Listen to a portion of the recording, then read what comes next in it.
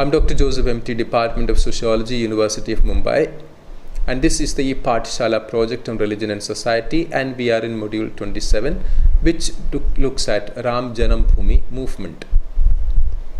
Now, in this module, we look at the historical context of this movement and how this movement has played itself out and how it has got certain repercussions in the contemporary India. The Ram Janambhoomi movement refers to the movement for the temple for Lord Ram to be built at Ayodhya, which is said to be his birthplace. In this module, we look at the different evidences and the different kind of arguments for and against this particular demand. And we look at also the kind of political mobilization that has happened around this issue.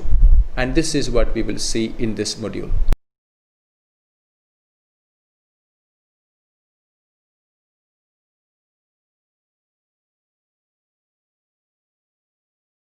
The Ram Janambhoomi movement. Let us start with an overview of socio-historical analysis of the issue through the writings of several historians published as a document titled The Political Abuse of History, Babri Masjid Ram Janambhoomi Dispute. This will give us a chronological kind of understanding along with the analysis of the issue. This document by historians tries to demarcate the boundaries of myth, faith and legitimacy over history and historical evidence. In this context, the first question raised by them is Ayodhya the birthplace of Ram? Is present-day Ayodhya the Ayodhya of Ramayana? The events of the story of Ram, originally told in Ramkatha, which is no longer available to us, were written in the form of a long epic poem, the Ramayana, by Valmiki.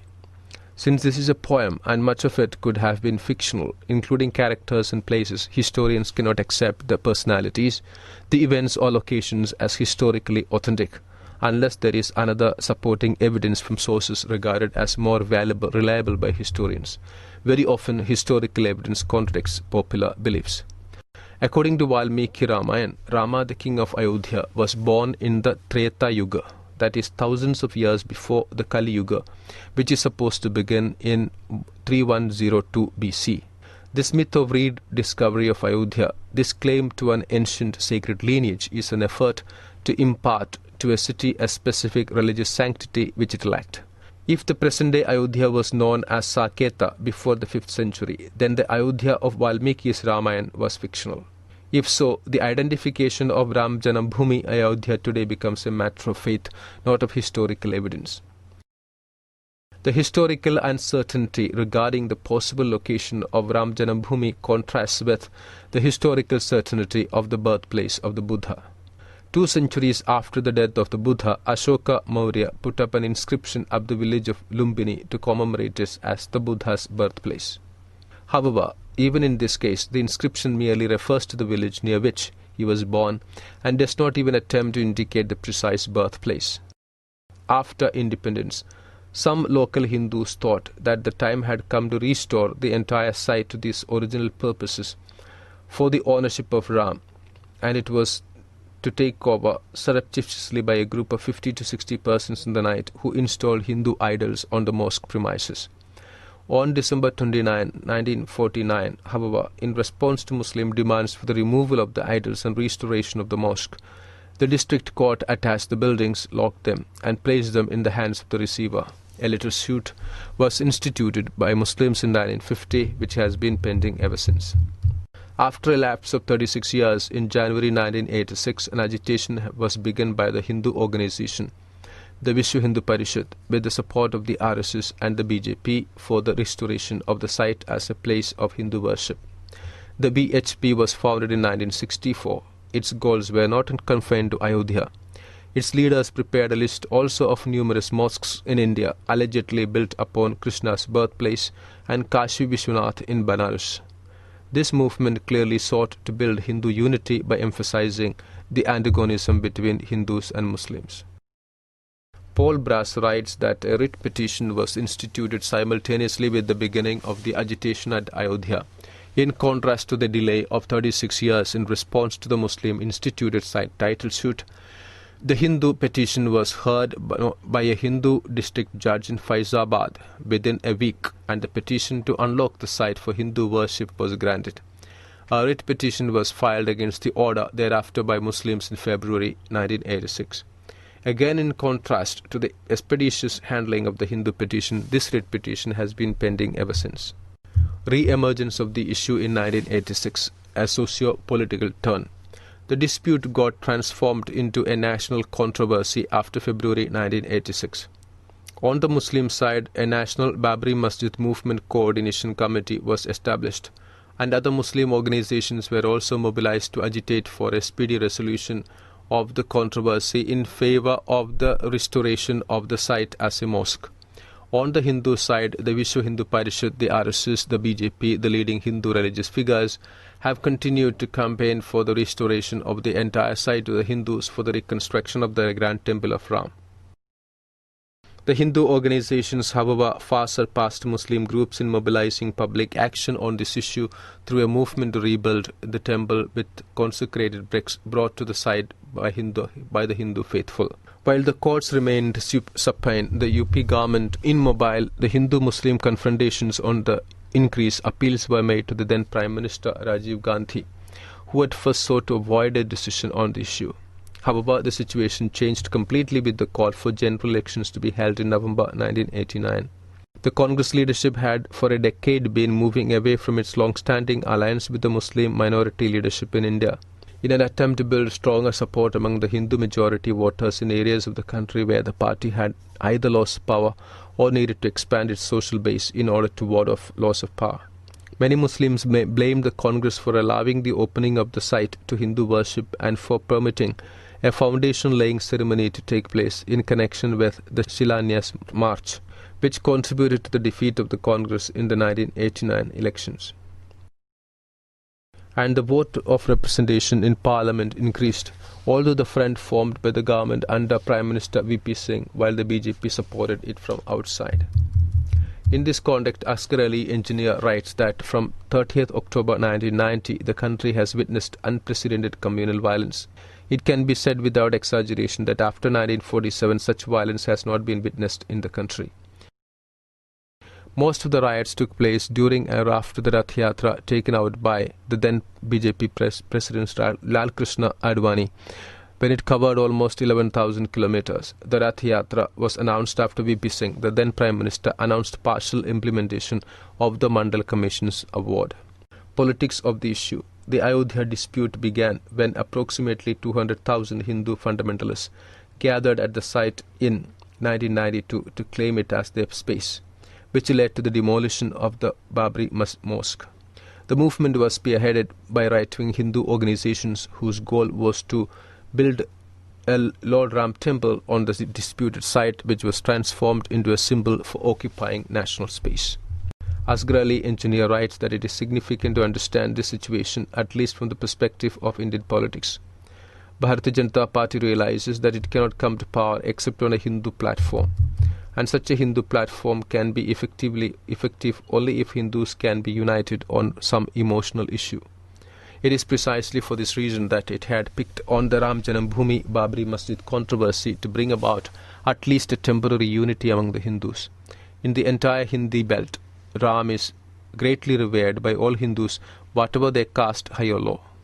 In the Shila Pujan programs before the 1989 elections, Dalits had shown as much enthusiasm as upper caste Hindus in rural areas and small and middle-class-sized towns.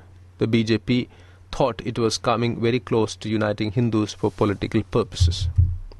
The implementation of the Mandal Commission came as a conflict, and especially for the BJP as a very unexpected, considering the political scenario it was going to create further in future. Backward caste Hindus would now be bearing towards the Janata Dal and the BJP's dream of political unity of the Hindus, and its chances of coming to power at the centre as the champion of Hindu Rashtra were seen in danger of being shattered. It had to do something to retrieve the situation. The Rath Yatra was an ingenious device to forge unity among the Hindus in the name of Ram and to incite their raw passions. Riots cannot take place unless planned by some group or party. Advani wanted to avoid any rioting along the route of his Rath Yatra, but he was not averse to shedding of blood in places away from his route. More rites would mean greater consciousness about Hindutva and Hindu Rashtra.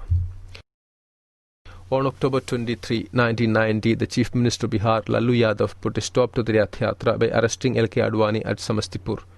After his arrest in Bihar, the BJP withdrew its support from the government, and this resulted in loss of majority in parliament. A fourth-month interregnum followed under Prime Ministership of Chandrasekhar, while the BJP and all other parties prepared for new elections, which were held in May-June 1991. Important points mentioned by A.G. Noorani in the context of history. He writes, "The Archaeological Survey of India embarked on a project, Archaeology of the Ramayana Sites, in 1975. Its former director B.B.Lai initiated it. Experts worked in 5 cities mentioned in Valmiki's Ramayana. Ayodhya was one of them, and one perimeter trench was dug right behind the Babri Masjid. The first volume is ready for publication. The second and concluding volume is being written. The reports of 2 well-informed correspondents, Nilanjana Mukhabhatyaya and Pankaj Pachodi, the ASI's findings knock the bottom out of the VHP case that the site in question is the birthplace of Sri Ram. The VHP says that Barbar's governor at Awadh, Mir Bakhi, built the mosque in 1528 by demolishing a temple renovated by Vikramaditya of the Guptas in the 4th century AD. The ASI found that there was no habitation in the area during the Gupta period. The main human settlement there took place as late as in the 7th century BC, while there were no human settlements in and around Ayodhya between 3rd and 11th centuries AD. This debunks the Gupta construction as also the theory of Ayodhya being the seat of Sri Ram. Mukhabhadhyay reported a senior former ASI officer said that there was no question of deviating from the original findings, which underlined the modern Ayodhya was not a seat of Ram, and that a temple to mark his birthplace was not built on the side of the Babar's Masjid. Pachori reported that in the 14 sites excavated Ayodhya, no figurines of Ram were found. The result of the excavation at the site is already available in the ASI's Journal of Indian Archaeology. There are problems in placing Ram in precise period. Some hold he lived nearly a million years ago in Treta Yuga. Others like A.K. Mazumdar and Jano Vesio place him in the 14th and 15th centuries BC. According to R.S. Sharma, if the present Ayodhya is considered to be the capital of Ram, there is very grave doubt as to whether he really lived there. The eminent archaeologist H.D. Sankalia was asked, "Can you pinpoint the place in Ayodhya where Ram was born?" He replied, "No, I don't think it is possible." As Mulkraj Anand wrote to Atal Bihari Vajpayee, there is not a shred of evidence about where this hero was born. The Ramcharitmanas of Sant Tulsidas does not mention either the destruction of a temple or construction of a mosque on its site. He was over 30 in 1528 when the mosque was built.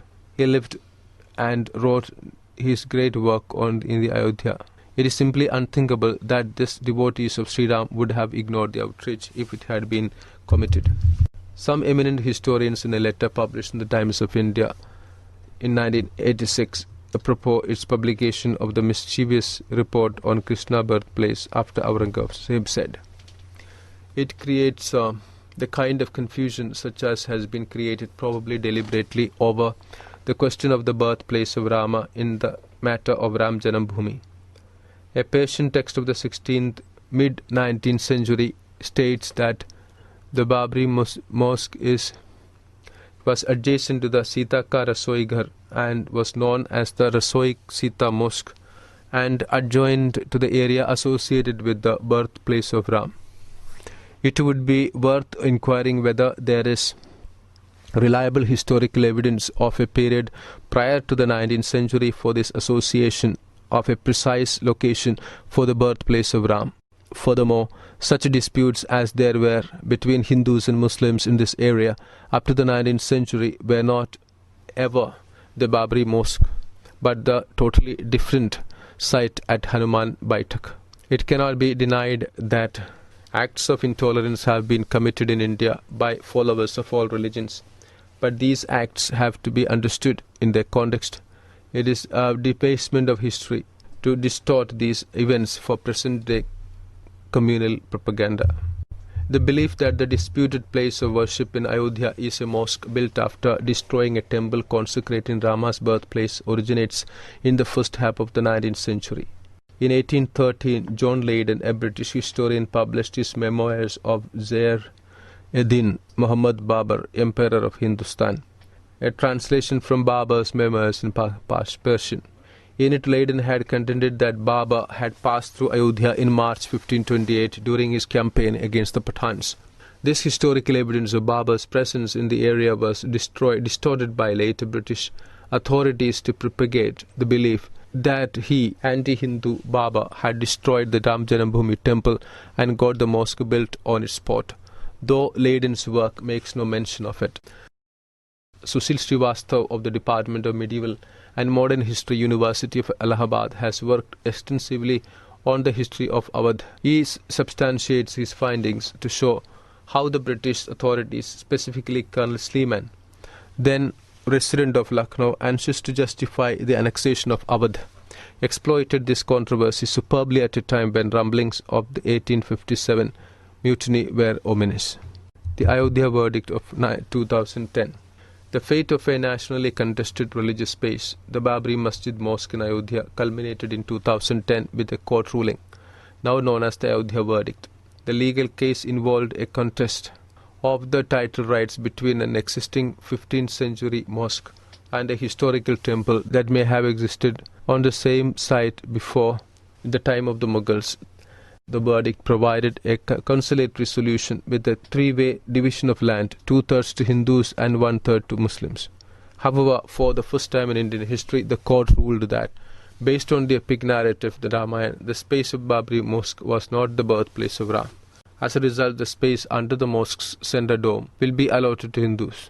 The verdict creates precedents for using mythology as evidence to contest spatial issues through legal channels. In this module, we have seen the issue of Ram Janambhoomi movement and the different parties, the different kind of stakeholders and their ideas and opinions. And these ideas and opinions of the stakeholders are juxtaposed with the historical background to the movement and the political mobilization. Thank you.